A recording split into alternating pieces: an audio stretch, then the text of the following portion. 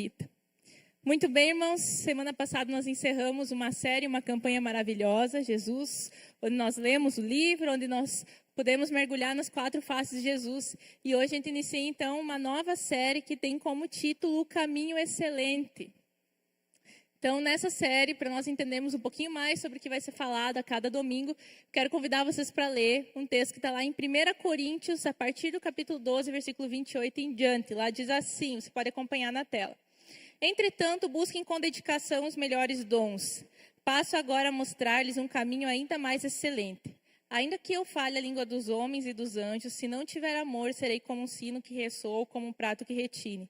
Ainda que eu tenha o dom de profecia e saiba todos os mistérios e todo conhecimento, e tenha uma fé capaz de mover montanhas, mas não tiver amor, nada serei. Ainda que eu dê aos pobres tudo o que eu possuo e entregue o meu corpo para ser queimado, mas não tiver amor, nada disso me valerá. O amor é paciente, o amor é bondoso. Não inveja, não se vangloria, não se orgulha. Não maltrata, não procura seus interesses. Não se ira facilmente, não guarda rancor. O amor não se alegra com a injustiça, mas se alegra com a verdade. Tudo sofre, tudo crê, tudo espera, tudo suporta. O amor nunca perece, mas as profecias desaparecerão, as línguas cessarão e o conhecimento passará. E o texto segue mais adiante com coisas que nós vamos estudar mais para frente. Mas aqui nós vamos entender um pouquinho mais sobre o que vai ser o tema dessa série. Paulo denomina, então, que existe um caminho mais excelente a ser buscado. E esse trecho desse texto aqui, ele está como se fosse no meio de outro discurso de Paulo. Paulo está falando sobre os dons espirituais, instruindo a igreja de Corinto sobre o uso dos dons, sobre os dons que existem. E quando ele vai continuar falando sobre os dons, ele faz uma pausa para falar sobre um caminho mais excelente que deve ser buscado. Como a gente leu aqui no início, ele está falando, busquem com dedicação os melhores dons. Ele faz uma pausa e diz, passo agora a mostrar-lhe um caminho ainda mais excelente. Então, no meio dessa fala sobre dons, Paulo vem então falar sobre o caminho excelente do amor, que nós lemos aqui várias características. Então, ele eleva o amor acima dos dons, sem menosprezar os dons, dizendo que os dons são muito importantes, afinal, eles estão a serviço da igreja para a edificação da igreja, para que a gente cresça, se desenvolva, possa servir a Deus. Mas ele mostra nesse texto que nós temos um caminho a ser trilhado, nos é proposto um caminho. Ou seja, tem uma orientação para nós. Existe um meio, uma base por onde nós devemos passar e caminhar enquanto nós estivermos fazendo a obra de Deus, enquanto nós estivermos servindo a Deus, enquanto nós estivermos caminhando com Deus, que a gente encontre esse caminho mais excelente, o caminho do amor. É como se Paulo estivesse dizendo, a base de tudo que você for fazer, que seja o amor. Ele vai balizar suas ações, ele que vai te colocar no caminho certo, no eixo certo por onde você deve ir. Então, no meio de tudo isso, ele traz um dos textos mais lindos e mais profundos e poéticos da Bíblia sobre amor, definindo as características do amor. E essas características do amor, ao longo da série, nós vamos estudar e nós vamos desenvolver aqui. Mas hoje eu gostaria de compartilhar com vocês 3 princípios importantes como forma de introduzir essa série, que nós devemos, então, nos sintonizar para que a gente possa cada vez mais aprofundar no amor de Deus. E o primeiro ponto que você pode preencher na sua guia é: o amor é uma pessoa. O amor é uma pessoa.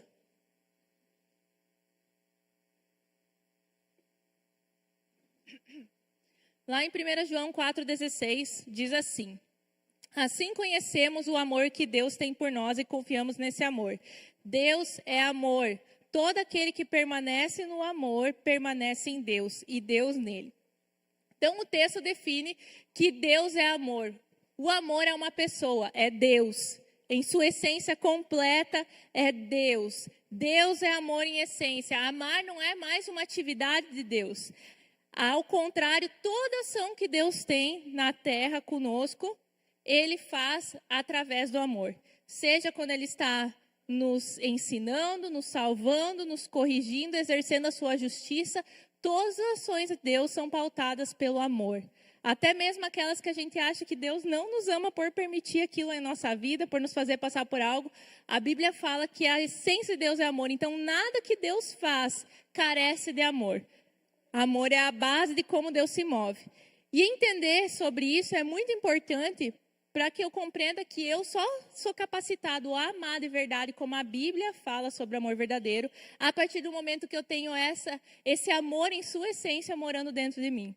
A partir do momento que Deus, em sua essência, em quem Ele é, por completo, more dentro de mim para que, de fato, eu possa experimentar o que é o amor verdadeiro. E é Ele que me capacita a amar. Amar dessa forma, como nós lemos em 1 Coríntios 13, que nós vamos aprofundar ainda, mas nós podemos refletir um pouco lembrando um amor que sabe esperar, um amor que sabe sofrer, que sabe suportar, que crê, um amor que não se ira com facilidade. Esse amor bíblico só é capaz de ser vivido por aquele que tem Deus dentro de si e por aquele que desenvolve esse relacionamento com Deus. Então, não é possível amar se não termos em nós o amor, que é Deus. Não é possível amar se nós não termos em nós o amor, que é Deus. É Deus que nos faz amar. Quando eu amo, eu fluo Deus através de mim. As nossas manifestações de amor aos outros é Deus fluindo através de mim em sua essência, pois Deus é amor. E é por esse motivo que é possível amar mesmo aquelas pessoas que não merecem o nosso amor. Porque nós não amamos por nós mesmos. Deus ama através de nós. É a ação e a manifestação de Deus através de nós. Por isso, quando a gente fala sobre perdoar uma pessoa que nos ofendeu, e a gente pensa assim, meu Deus, eu não vou conseguir. Sim, você não consegue. É impossível para qualquer humano perdoar ofensas. O único que é capaz de perdoar em sua integridade e apagar as culpas é Deus, porque Deus é amor. E esse amor, ele flui em perdão. Então, quando nós somos convidados por Deus, orientados e ordenados a perdoar, ele está falando, deixe eu fluir através de você. Deixe o meu perdão fluir através de você. Deixe o meu amor fluir através de você. Eu não estou convidando, chamando você para fazer algo que humanamente você consegue. Eu estou chamando você para deixar eu agir na sua vida. Eu sou amor. E quando eu estou na sua vida, eu amo através de você. Eu perdoo através de você. Então, o amor, ele não é um produto de nossos esforços, mas é uma manifestação da presença de Deus em nós. A gente fica vou fazer força para amar aquele ser lá que só me faz mal. Não é questão de se esforçar, é questão de deixar Deus agir através de você. É agir em Deus, mesmo que os seus sentimentos sejam totalmente contrários. E você não vai estar sendo um hipócrita quando você fazer isso. Você vai estar sendo uma pessoa obediente. Porque é isso que a Bíblia nos chama. O amor de Cristo fala muito sobre um amor sacrificial, que abre mão dos seus sentimentos, das suas vontades, para exercer o que é certo, apesar das circunstâncias à sua volta. Então, esse amor, o Deus do amor, o Deus que é amor, nos capacita a fazer isso. Então, nós por nós mesmos não conseguimos amar, mas Deus consegue. A gente consegue gostar. Às vezes a gente confunde um pouco amor com gostar, né?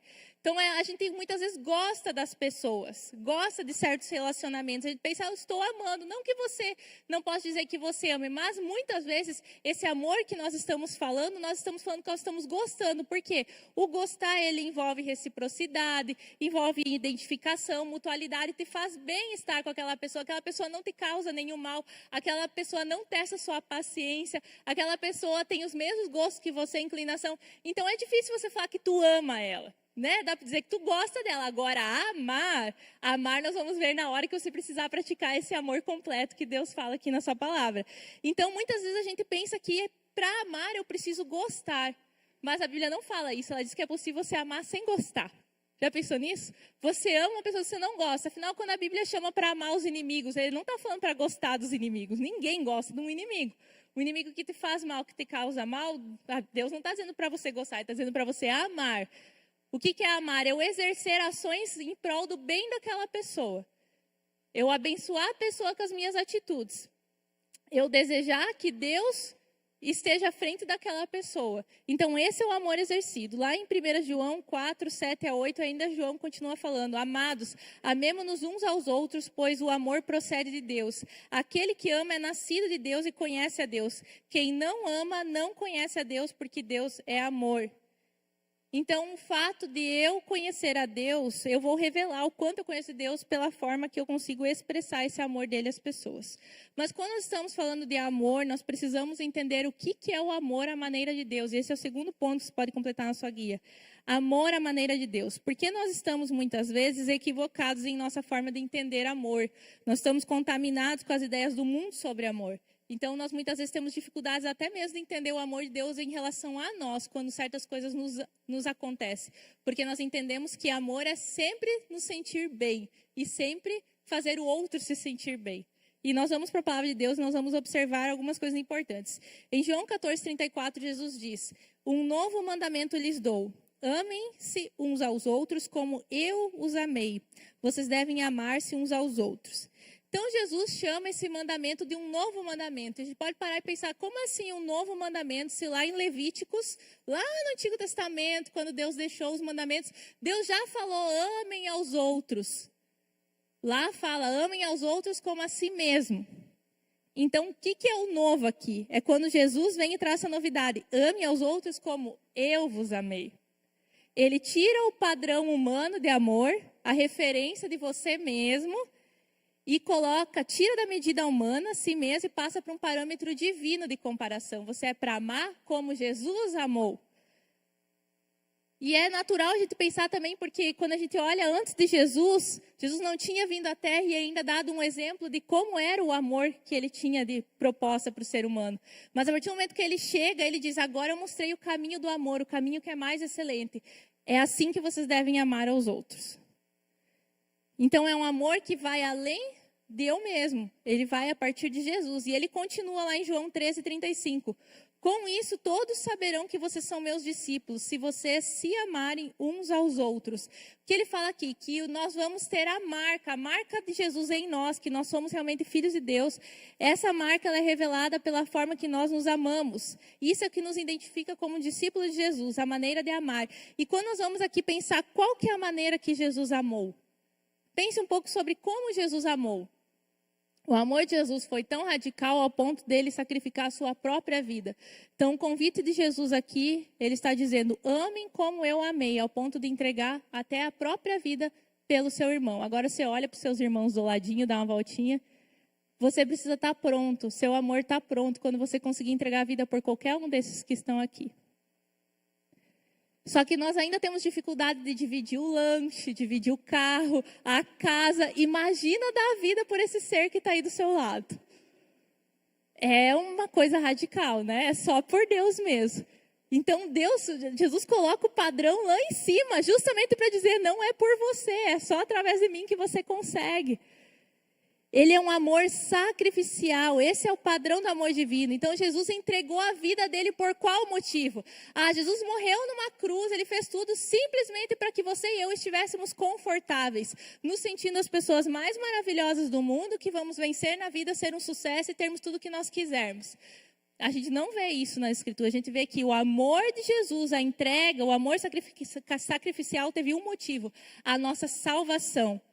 Então, ele dá uma direção nesse amor. Como você deve amar? Em qual direção você deve amar o seu irmão? Porque você tem que balizar, tá? Eu tenho que entregar a minha vida pelo quê? O irmão está querendo muito comprar um tênis novo e eu tenho que dar até minha vida por ele, então eu vou comprar um tênis novo para ele, porque tem que ser sacrificial. Então, nós precisamos de um propósito, uma direção. Qual foi a direção do amor de Deus? Ele veio e deu tudo que ele tinha, a vida dele, em favor da nossa salvação. Então, quando você pensa que você tem que dar tudo em favor do teu irmão, é tudo que direciona ele para a salvação. O que você puder fazer para ajudar uma pessoa sem Cristo a ser direcionada para a salvação, ou um irmão em Cristo, que a Bíblia fala, nós vamos ver tantas vezes nas cartas de Paulo, ele falando sobre o cuidado e o manejo que tem que se ter com os irmãos dentro da igreja, justamente pelo fato para que todos permaneçam na santidade, no amor, na salvação. E quando a gente vê que esse é o propósito, eu vou entender que nesse meu sacrifício, eu vou muitas vezes abrir mão de coisas que eu gostaria, do meu conforto, de não me incomodar com o outro, de ver um erro do outro e não ajudá-lo a se corrigir. Eu vou perceber que como eu preciso ajudar o meu irmão a se manter na salvação, no amor sacrificial meu, eu vou muitas vezes precisar corrigir o meu irmão, eu vou precisar muitas vezes consolar ele, eu vou precisar andar a segunda milha com ele, eu vou precisar muitas vezes relevar certas coisas, porque eu quero muito que o meu irmão se mantenha em Cristo. Então a gente tira a dinâmica do amor do mundo, onde é se sentir bem e fazer o outro se sentir bem, porque o amor às vezes faz o outro se sentir mal. Porque você ama tanto aquela pessoa que você quer que ela permaneça em Cristo. Então, se você precisar dar umas chacoalhadas nela, se você precisar, às vezes, até se afastar para dar chega para lá e dizer, olha, presta atenção. Você vai fazer porque o seu amor sacrificial tem uma direção, é em direção à salvação. É esse amor que Jesus pede de nós, em direção à salvação do seu irmão. E isso nos baliza em que tipo de amor nós temos que ter uns pelos outros. E como devem ser essas ações do nosso amor. Então, diferente dos discursos que nós vemos afora, o amor pregado pelo mundo nada tem a ver com o amor que Deus nos ensina. A Bíblia não nos ensina que amar é fazer o outro sentir-se bem, ou que amar é fazer eu mesmo me sentir bem. Eu, às vezes, para amar, vou me sentir muito mal. Não é confortável, muitas vezes, nós temos que andar a segunda milha com o irmão, ajudar ele numa necessidade, numa fraqueza na fé, num pecado, uma dificuldade da família, ouvir ele várias vezes, ou muitas vezes ter paciência com a lentidão em aprender certas coisas. Não vai ser confortável para mim. Tu entende que além de você, não é amar como a si mesmo, somente amar como Jesus, então eu vou além. E ele não é confortável muitas vezes nem para mim, nem para o outro. Esse é o padrão divino. Esse é o amor que conduz à salvação. É um amor que não releva o pecado. É um amor que não se torna cúmplice das coisas erradas, porque sabe que o amor que compactua, que concorda ou que releva o erro não é amor. É você se tornar cúmplice das coisas erradas e muitas vezes permitir que o seu irmão ande em direção à condenação. Eu acho muito forte um texto de Ezequiel 3,16, que quero ler com vocês aqui. Ezequiel foi chamado a ser atalaia de Deus. Ele deveria ser um mensageiro e levar a palavra para o próprio povo de Israel, o povo dele. Tanto que quando ele é chamado, Deus fala, você vai ser chamado para um povo que não fala uma língua diferente, é teu próprio povo. E você vai falar e eles não vão te ouvir. Pensa que animador, você for chamado para uma missão, você vai trabalhar para ninguém te ouvir. É assim que começou Ezequiel. A gente já quer que Deus nos prometa sucesso naquilo que Deus está nos dando em missão, mas Deus queria só que ele fosse um sinalizador do que Deus ia fazer. Todo o povo precisava ter a chance de escolher entre Deus ou ficar nos seus próprios caminhos. Então ele mandou um atalaia. E lá ele diz assim para Ezequiel: quando eu disser ao ímpio, você certamente morrerá, e você, Ezequiel, não advertir, nem lhe falar para dissuadi-lo dos seus maus caminhos e salvar a vida dele, aquele ímpio morrerá pela iniquidade dele, mas eu considerarei você responsável pela morte dele. Contudo, se você advertir o ímpio e ele não se desviar de sua impiedade, nem dos seus maus caminhos, ele morrerá pela iniquidade dele, mas você estará livre dessa culpa. Então, essa advertência ela foi dada a Ezequiel na grande responsabilidade que ele tinha de avisar o povo sobre andar com Deus. Só que nós podemos aplicar para os nossos dias, da mesma forma que Ezequiel foi incumbido de uma missão, nós como cristãos também fomos chamados a fazer discípulos, a ajudar a fortalecer o corpo de Cristo. E essa responsabilidade também cabe a nós, de avisar a nossa geração. E ela é tão profunda e tão séria que nós podemos refletir do mesmo aspecto que Ezequiel. Eu me torno responsável pelo irmão quando eu sei que Deus tem sinalizado algo que eu devo ajudá-lo, conduzi-lo, e eu não o faço, eu relevo. Então, o amor de Deus não é um amor omisso. Não existe amor na omissão. Então, quando a gente vai lá para a história do Antigo Testamento, quando Caim mata Abel, e Deus chega para Caim e diz: Caim, aonde está teu irmão? E ele olha para Deus e fala: por acaso eu sou cuidador dele? A audácia, né, dele, falar assim. Caim estava todo audacioso, estava sendo, burro, na verdade, essa é a atitude dele. Mas ele, na sua ignorância, no seu egoísmo, e sabendo do que ele fez, porque ele tinha assassinado seu irmão, ele se coloca fora da responsabilidade do seu irmão. E Deus chama para ele justamente porque dele era a responsabilidade de estar junto. E assim como o corpo de Cristo, Deus chega para nós constantemente e pede: como está o seu irmão, onde ele está? Naquele que está próximo de mim, o que eu estou fazendo para ajudá-lo, para conduzi-lo. Então é um amor que ele se envolve. Deus, no seu amor, ele dá liberdade. Todos nós temos sempre a possibilidade de escolher o que nós queremos fazer. Mas ele precisa causar a advertência e trazer quais serão as consequências para que todos nós possamos exercer a liberdade e assim também a responsabilidade pelas consequências que acontecerão. Esse é o amor de Deus por nós e é assim que nós vivemos esse amor profundo. Então, o amor da Bíblia é um amor para a salvação. É amar ao ponto de se doar em favor da salvação dos outros, até mesmo sacrificar a própria reputação, amizades, atitudes, tudo em favor de alertar a pessoa para que ela se volte para Deus ou de ajudar outros a permanecerem em Deus. Então, eu gostaria que você refletisse quantas vezes nós caímos nos discursos aí fora sobre um amor que é um amor carnal, um amor descompromissado. Muito se é pregado, cada um cuide de sua vida, cada um cuida do seu nariz, né? A gente sabe que existe uma dimensão sobre essas coisas que nós devemos viver, mas dentro de uma família, um é responsável pelo outro. Então, nós devemos esse cuidado. E o terceiro e último ponto, o amor não é confortável.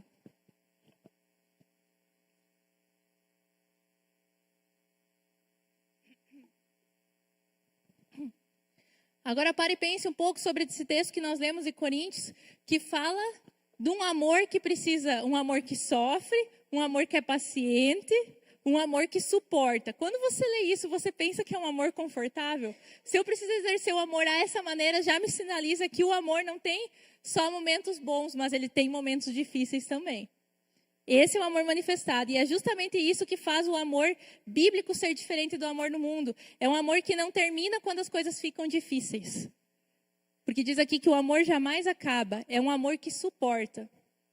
Então é um amor que não é movido pelas circunstâncias, é um amor que permanece, não é sobre gostar, é sobre amar. E essa é uma prova do tipo do amor que nós devemos ter. E nós vamos provar realmente que nós estamos nesse amor quando nós estivermos diante de situações que exijam a gente exercer paciência, que exijam a gente passar pelo sofrimento, que exijam a gente não guardar rancor. É nessas horas que eu provo o quão real é o meu amor, o quanto eu estou caminhando pelo caminho excelente. O amor é real quando exposto a situações em que se precisa agir contrário ao que se é tentado a reagir. É ali que nós provamos o amor. Do contrário, eu não sei se realmente eu amo, porque eu não fui até o fim. A Bíblia fala que Jesus amou os seus e amou até o fim, até as últimas consequências. Então, eu só sei que eu amo quando eu consigo, diante de situações adversas, permanecer amando. Por isso é possível amar quando se sofre traição, injustiça, maldade, pois é nessas horas que a atitude do amor é provada, é a atitude da decisão. Então, só se pode amar aquele que decidiu amar e não aquele que sentiu de amar. Então, amor é o decidir amar, não sentir de amar. Não sentirei de amar quando for traído, injustiçado, provocado, mas amarei porque decidi amar e não porque eu senti de amar. Então, com esses 3 pontos, eu gostaria que você refletisse sobre a introdução dessa série. Eu também me coloco nessa situação de nós refletirmos sobre o amor proposto de Deus na palavra dele. Um amor que vai ao contrário do que o mundo tem pregado por aí. O amor que muitas vezes é comparado à aprovação. Se você ama, você tem que me aprovar. Se você me ama, você tem que me concordar. Não, amor nem sempre concorda. Amor nem sempre é confortável. O amor muitas vezes sofre. O amor muitas vezes tem que suportar. E o amor sempre tem que permanecer. Conclusão, o caminho excelente só será trilhado por aqueles que decidirem viver o amor à maneira de Deus. Então, irmãos, todos nós somos chamados a esse caminho excelente. E esse caminho excelente, ele tem uma bênção. A Bíblia fala ali em 1 João, como nós lemos, que aquele que ama conhece a Deus. Todos aqueles que decidirem trilhar esse caminho, o caminho do amor, vão ter como um benefício mais profundo que nós podemos ter, o conhecer a Deus. É nós conhecermos a Deus, é conhecer como Deus é, o que Deus sente em seu coração, como Deus pensa, como Deus age diante das circunstâncias. E só é possível conhecer a Deus conforme nós amamos as pessoas. Amém? Vamos colocar em